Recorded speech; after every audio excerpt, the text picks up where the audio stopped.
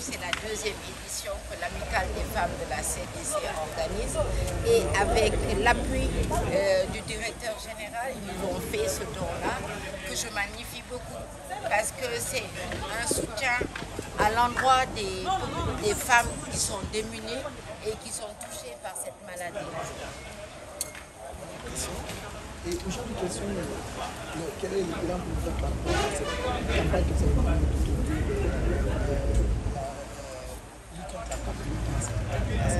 le bilan, je peux pas le faire parce que j'attends toutes les statistiques. Ce que je peux dire, qu'on a fait plus de 10 000 femmes et qu'on a vu beaucoup de lésions au niveau du sein et du col de l'utérus. Parce que Octobre, ce n'est pas uniquement pour nous le cancer du sein, mais c'est aussi bien le cancer du col. Et nous avons fait 47 sites de dépistage tous à Dakar et dans les régions.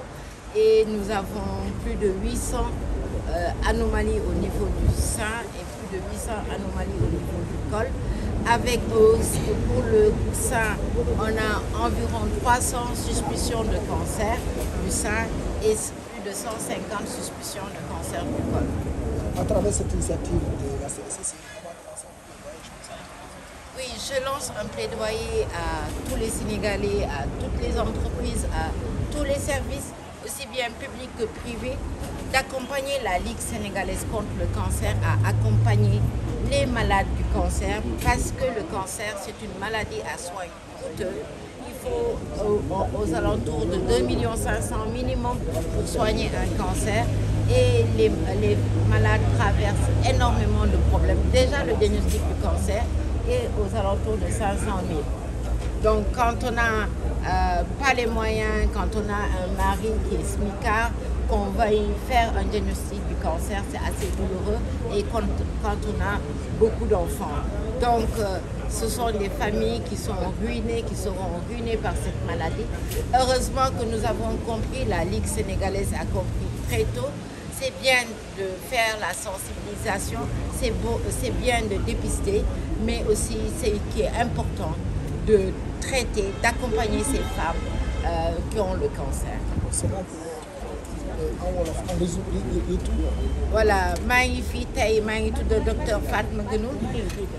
man maay njiitu Ligue sénégalaise contre le cancer tey jii amicalu femmes CDC ñoo organisé journée de sensibilisation boobule ànd ceeg seen directeur général mu jàppale leen taxaw ñu LISCA jox ñu chèque 2 millions ñu koy rafetlu parce que dañu am xalaat ci yeneen jigéenu askan bi donc maa ngi koy rafetlu lu bare bari parce que ñoom am nañu prise en charge mais ñu ngi xalaat seen mbokku jigéen yi te jigéen mooy jigéen mooy askan bi mooy nation bi parce que jigéen su wéree ñëpp ay wér te xale yi dinañu wér duñu nekk ay bandi parce que yaay bu feebar du am jotu accompagner doomam donc il faut que ñu jàppale jigéen ñi LISCA nag du seulement sensibilisation dépistage mais dañuy bunge jigéen ñi nga xam ne dañu am feebar yi cancer rawatina Octobre Rose bi nga xam ne ñun dañuy organiser ay dépistage ci 47 sites cette année mais li ñu gis ñëpp foog ñu bunge leen ci seen faj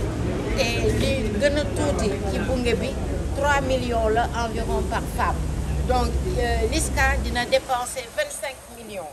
par mois pour prise en charge maladie yéen a ngi mooy xool dima bëgg a laaj ko jëlee fi ñu jëlee xaalis bi ci peuple bi ñu ko jëlee parce que ku toog sa kër sa yaram ndaw mun nga jàppale LISCA am nañu ay yoonu jàppale ci numéro courrier yi am nañu bëgg nañu organiser téléthon suñu organiser téléthon mooy benn soirée bu ñuy lever fonds mais képp ku yàlla dénk as tuut mun nga jàppale LISCA te képp léegi ñun am nañu utilité publique depuis 2022 képp société bu ñu jàppale dinañ ko déduire ci sa ay impôt donc LISCA ku jàppale LISCA askan bi nga jàppale parce que ñun askan bi lañ fi nekkal c'est bon voilà waaw mu ne bilan bi waxaw ba ci wala fi ndax nga ne amoo statistique comme ni nga ko waxee sànq. bilan bi xam nga fi ñu toll nii tey mooy dernier jour bi te am nañu 4 sites de dépistage tey mënuguma leen tënkal li nga xam ne amaguma ko te démb sax li ñu def nañu plus de 600 à Tivaouane Peulh donc li ma mun a xam ne mun leen wax mooy environ fukki junni jigéen seet nañ ko ci Dakar ak ci région yi te ci loolu de am nañu lu ëpp juróom-ñetti téeméeri anomalie ci ween bi muy ci buntukaay te ci fukk juróom-ñetti téeméer yooyu la am nañu juróom-benni téeméeri suspicion de cancer xam nga bu ñu wax ne cancer la mais nuru na ko la ñuy wax suspicion de cancer du sein ak téeméer ak juróom fukk suspicion de cancer du col. non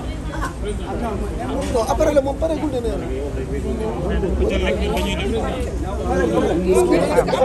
Voilà. Merci beaucoup à vous tous, merci beaucoup à la presse aussi ici présente. Nous nous réjouissons de cette journée de sensibilisation et nous en sommes à notre 2e édition, comme je l'ai dit tout à l'heure. Ceci pour accompagner la LISCA dans cette lutte contre le cancer et contre toutes les formes de cancer, comme je l'ai dit. Voilà, et nous étions aussi accompagnés de notre directeur général à qui nous saluons vraiment cet élan de générosité et remercions aussi tous ceux qui nous ont suivis ici et qui sont venus nombreux. Les membres de l'amicale, ils étaient là aussi, et aussi la direction générale qui était présente. Nous remercions aussi tous ceux qui ont voulu partager avec nous cette journée de sensibilisation-là. Voilà. Nous ma ko waxee ci Wolof ñu ngi gërëm ñëpp di gërëm presse bi ci cette journée de sensibilisation bii mooy suñu ñaareel bi nga xamante ne bi ñu ko defee en 2022 rien que pour rek accompagner la LISCA dans cette lutte comme ay jigéen, donc il nous faut aussi ñu am benn élan de solidarité en faveur de toutes les femmes, surtout les plus démunies nga xamante ne mënuñu am ay ressources pour pouvoir faire un diagnostic précoce qui est vraiment très primordial pour la lutte contre ce cancer. Donc comme je l'ai dit aussi tout à l'heure dans mon discours, mieux vaut prévenir que guérir cette maladie quand elle est une fois installée. di gërëm ñëpp ñi si jàppoon gërëm sama équipe avec aussi toutes les femmes qui étaient là, ñu leen di gërëm di gërëm aussi la CDC avec cette enveloppe de 2 millions ñu jox liste accompagné ko LISCA nga xam te ne probablement dina mën a faj ay jigéen yu bëri si sensibilisation bi, si mammographie bi, si aussi diagnostic précoce bi, comme je l'ai dit tout à l'heure, si prise en charge. Voilà, di leen gërëm yéen ñëpp. Merci. Merci.